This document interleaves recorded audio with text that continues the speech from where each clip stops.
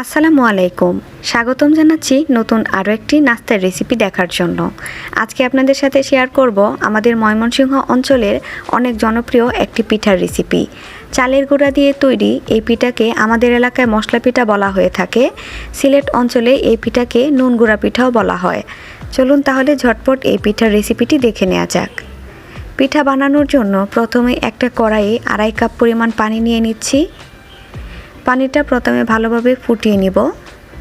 পানিটা ভালোভাবে ফুটে উঠলে তারপর দিয়ে দিচ্ছি মশলা।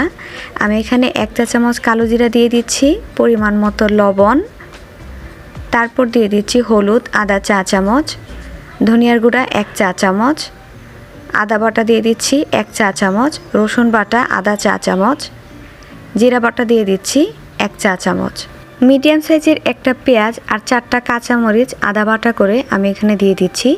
সবগুলো উপকরণ পানির সাথে খুব ভালোভাবে মিশিয়ে দিয়ে ঢাকনা দিয়ে অপেক্ষা করব পানিটা ভালোভাবে ফুটে ওঠা পর্যন্ত। পানিটা ভালোভাবে ফুটে উঠেছে। 2 থেকে 3 মিনিট ভালোভাবে জাল দিয়ে নিয়েছি। এখন দিয়ে দিচ্ছি চালের গুঁড়া। আমি এখানে 2 কাপ পরিমাণ চালের গুঁড়া দিয়ে দিব। 2.5 কাপ পানিতে 2 কাপ চালের গুঁড়া, একদম পারফেক্ট। চালের গুঁড়া দিয়ে এখন চুলাটা আমি বন্ধ করে দেব। ভালোভাবে খামিরটাকে নেড়ে চেড়ে চুলার উপরে 5 থেকে 6 মিনিটের জন্য রেখে দেব। এতে খামিরটা খুব ভালোভাবে সিদ্ধ হয়ে যাবে। 5 মিনিট পর খামিরটাকে আমি একটা বলে ট্রান্সফার করে নিচ্ছি। কুসুম গরম থাকা অবস্থায় খামিরটাকে খুব ভালোভাবে মথে নিতে হবে। ঠান্ডা হয়ে গেলে খামিরটাকে ভালোভাবে মথে নেওয়া ঝামেলার হয়ে যায়। খামিরটা মথে নেওয়ার সময় যদি মনে হয় খুব বেশি টাইট হয়ে গেছে, সেই ক্ষেত্রে হাতে অল্প পরিমাণ পানি নিয়ে মথে নিতে হবে। আর যদি খুব বেশি নরম মনে হয়, সেই ক্ষেত্রে অল্প পরিমাণ চালের গুঁড়া দিয়ে ভালোভাবে মথে নিলে পারফেক্ট একটা খামির তৈরি হয়ে যাবে। খামিরটাকে আমি 3 ভাগে ভাগ করে নিয়েছি। এখন 1 ভাগ থেকে আমি একটা রুটি বানিয়ে নিব। সেজন্য একটা পিঁড়িতে অল্প পরিমাণ চালের গুঁড়া ছিটিয়ে দিয়ে তারপর খামিরটাকে খুব ভালোভাবে মথে নিতে হবে। মথে নেওয়ার কাজটা একটু সময় নিয়ে করতে হবে। খামিরটা ভালোভাবে মথে নেওয়া হয়ে গেছে। এখন একটা রুটি তৈরি করে নিব। রুটিটা খুব বেশি মোটা বা খুব বেশি পাতলা হবে না।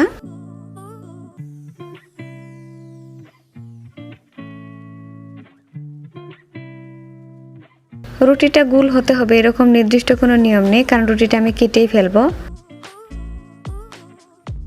এখন চাকু দিয়ে আমি 2 সাইড থেকে কেটে নিচ্ছি। মাঝখান থেকে এরকম লম্বা করে কেটে নিয়ে এখন নিমকির শেপে আমি পিঠাগুলো কেটে নিব 4 কোণা করে।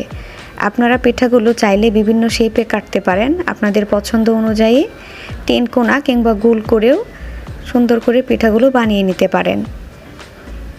পিঠাগুলো বানাতে খুব একটা সময় লাগে না, দেখে নিশ্চয়ই বুঝতে পারছেন।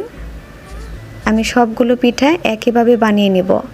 সাইড থেকে যে বাড়তি অংশগুলো থাকবে সেগুলো সবগুলো একসাথে মিশিয়ে তারপর সেগুলো দিয়ে আবারও সুন্দর করে পিঠা বানিয়ে নেওয়া যাবে।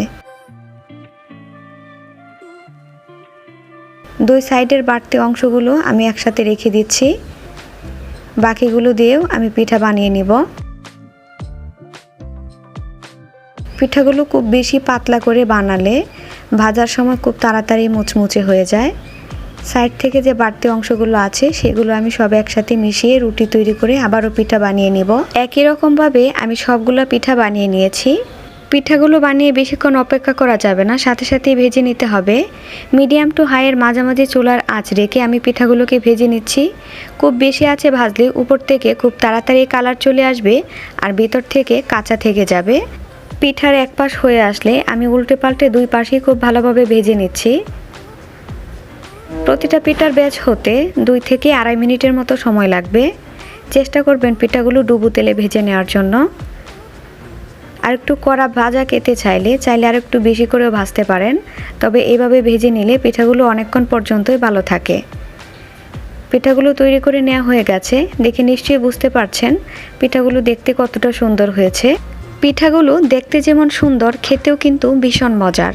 আশা করছি আজকের এই রেসিপিটিও আপনাদের কাছে ভালো লেগেছে। ভালো লেগে থাকলে অবশ্যই বাসায় ট্রাই করবেন। ভিডিওটি দেখার জন্য আপনাদের সবাইকে অসংখ্য ধন্যবাদ।